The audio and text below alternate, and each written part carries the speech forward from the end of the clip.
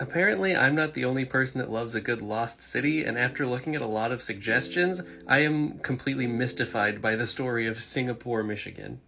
It's that little tiny dot right there, right on Lake Michigan.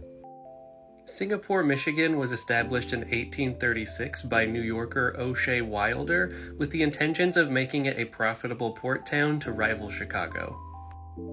As you can see in this picture, Singapore was a lumber town and became profitable quickly. It expanded, with some reports saying that the population grew to about 1,000 people. It had multiple general stores, allegedly a 3-story hotel, and 2 banks.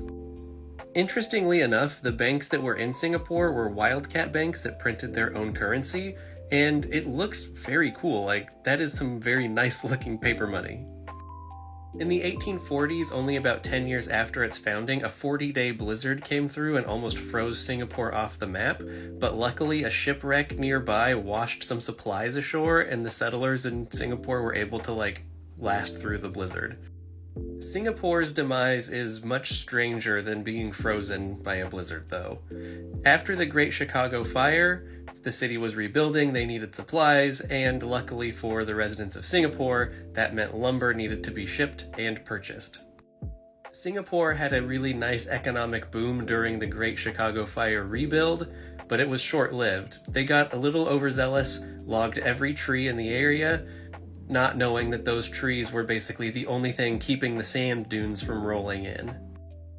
And that's exactly what happened. With no trees there to buffer the sand and wind, the dunes got closer and closer until eventually the whole city is a dune. In fact, you can see the port right there, the little dock. That's about what is left of the city that you can see regularly. Although, I think one of the more interesting things about this story is that depending on which way the wind is blowing, sometimes little pieces of buildings can be uncovered, only to be covered again when the winds shift back. Kind of like a little ghost ship appearing, then disappearing once more. Singapore survived blizzards, scandals, economic booms, but they couldn't survive the sand.